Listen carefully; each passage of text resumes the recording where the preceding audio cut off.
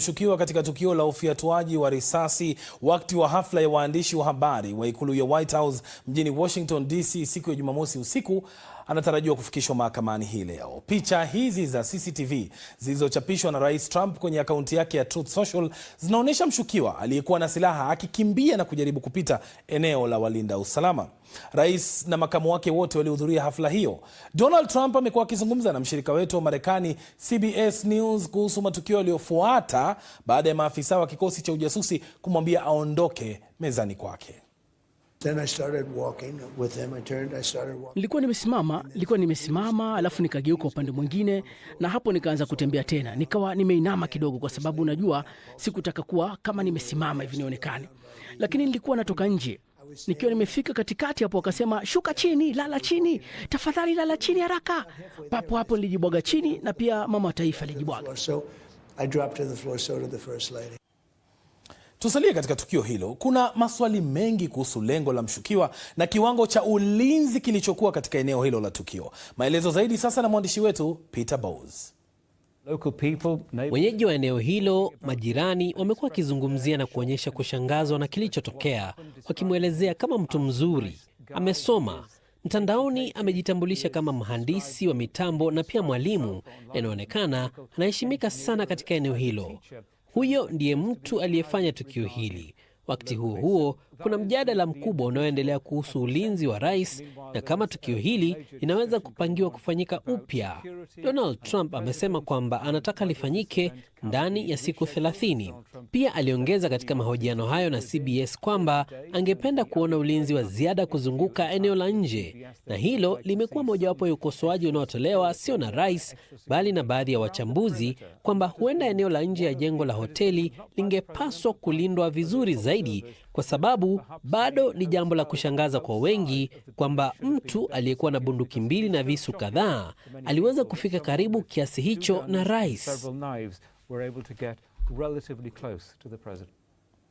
Sasa hii ni mara ya tatu kwa tukio la kuogofya la kiusalama kumkuta rais wa Marekani Donald Trump. Mwandishi wa BBC Tom Bettman ambaye alihudhuria hafla hiyo siku ya Jumamosi usiku anaangazia zaidi kuhusu mshukiwa pamoja na hatua zilizochukuliwa kumlinda rais na wasaidizi wake. Taarifa hiyo inawasilishwa na Peter Mwangangi. Kitengo cha upelelezi cha FBI kilivamia nyumba ya mshukiwa huyo huko Los Angeles usiku. Polisi walimtaja kama Cole Thomas Allen mwenye umri wa miaka 31. Katika mitandao ya kijamii anajieleza kama msomi wa sayansi ya kompyuta na mwalimu. Maafisa wanasema huenda alisafiri kwa treni hadi Chicago na kisha kuelekea Washington DC. Alikuwa amejihami kwa bunduki aina ya shotgun, bastola na visu vingi. Alipokuwa akikimbia kupita kituo cha ukaguzi, maafisa wa kitengo cha Secret Service cha Marekani walimkamata. Na huyu ndiye mshukiwa akizuiliwa sakafuni ndani ya hoteli. Alikuwa akikaa hapa kama mgeni, kumaanisha aliweza kufikia eneo ambalo hafla hiyo ilikuwa ikifanyika. Hapo ndipo vifaa vya ukaguzi vilipokuwa ambavyo alikimbilia kabla ya kukabiliwa na maafisa wa usalama. Maafisa wanasema mara tu rais alipokuwa ndani ya ukumbi huo, maafisa wa usalama tayari walikuwa wameuzingira kwa ulinzi. Ilikuwa ndani ya ukumbi huo wakati vurugu ilipotokea. Ili kufika huko, ilibidi tupite kwenye ukaguzi maalum wa mashine, lakini hatukuonyesha kitambulisho na mifuko ilikaguliwa tu kwa mikono.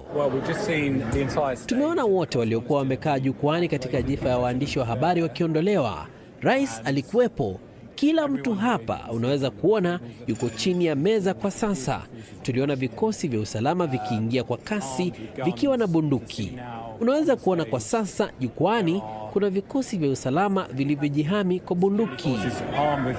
Maafisa wanasema bado wanachunguza nia ya mshukiwa, lakini wanafikiri huenda alikuwa anawalenga maafisa wa utawala na pengine rais. Inasemekana Trump alifichwa katika eneo salama na alichapisha ujumbe kwenye mitandao ya kijamii akisema alitaka shughuli hiyo iendelee, ila maafisa wa usalama walikuwa na mawazo tofauti kuhusu hilo.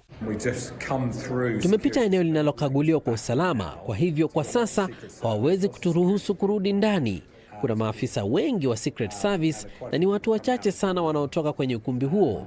Mmoja wa maafisa wa usalama alisema eneo hili kwa sasa linachukuliwa kama eneo la uhalifu na tunapaswa kuondoka.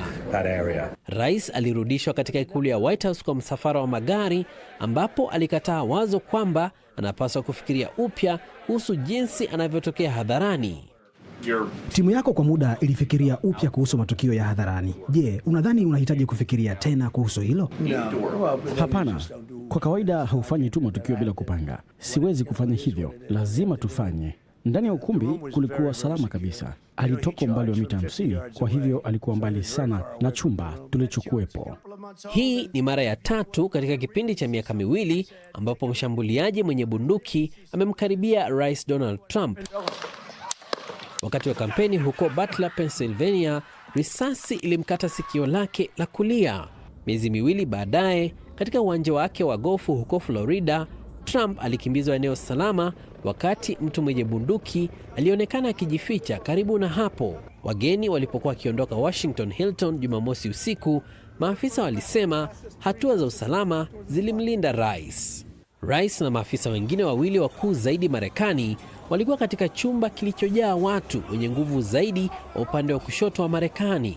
Maswali mengi yameulizwa kuhusu ulinzi wa kiongozi anayependa kutumia muda wake mwingi hadharani mbele ya umma.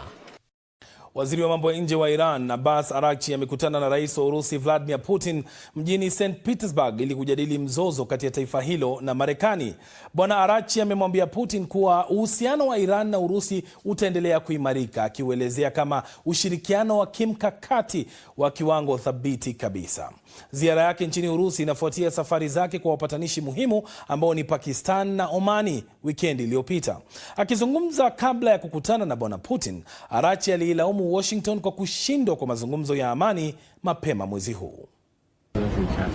Juhudi za Marekani zilisababisha awamu ya awali ya mazungumzo kushindwa kufikia malengo yake licha ya hatua zilizopigwa kutokana na madai yaliyopitiliza na sera zisizo sahihi. Hivyo ilikuwa muhimu kufanya mashauriano na marafiki zetu nchini Pakistan ili kutathmini hali ya hivi karibuni.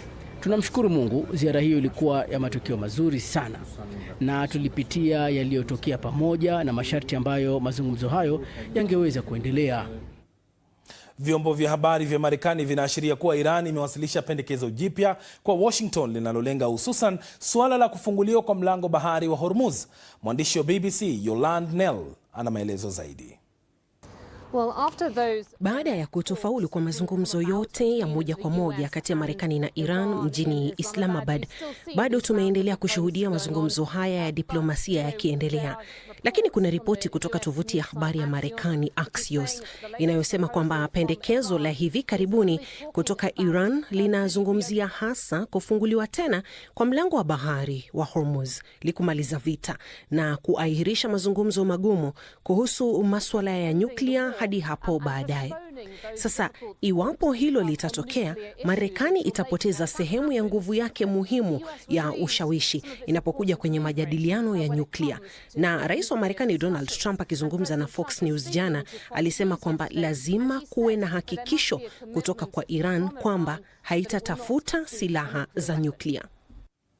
Tusalie huko Mashariki ya Kati ambapo jeshi la Israel linasema kuwa limeanzisha mashambulizi mapya dhidi ya wapiganaji wa Hezbollah katika sehemu za eneo la Beka na maeneo mengine ya kusini mwa Lebanon licha ya makubaliano ya kusitisha vita yaliyopita. Hatua hii inafuatia mashambulizi ya siku ya Jumapili yaliyosababisha vifo vya watu 14, idadi kubwa zaidi ya watu kufariki tangu kuanza kutekelezwa kwa usitishaji wa mapigano mapema mwezi huu. Rais Joseph Aoun amethibitisha kuhusika kwake katika mazungumzo ya moja kwa moja na Israel, huku akisema kuwa hatakubali makubaliano ya kudhalilisha. Awali, kiongozi wa Hezbollah alisema kuwa kundi hilo halitaacha silaha na kutaja mazungumzo na Israel kama dhambi kubwa. Uchunguzi wa kitengo cha BBC Verify umefichua ukubwa wa uharibifu kusini mwa Lebanon kufuatia wiki kadhaa za mapigano kati ya Israel na kundi la Hezbollah linaloungwa mkono na Iran. BBC imezungumza na familia moja ambayo imethibitisha kuharibiwa kwa nyumba yao kupitia picha za satellite katika mojawapo ya vijiji kadhaa vilivyoharibiwa na jeshi la Israel. Taarifa hiyo ni ya Marilyn Thomas ikiwasilishwa na Agnes Penda.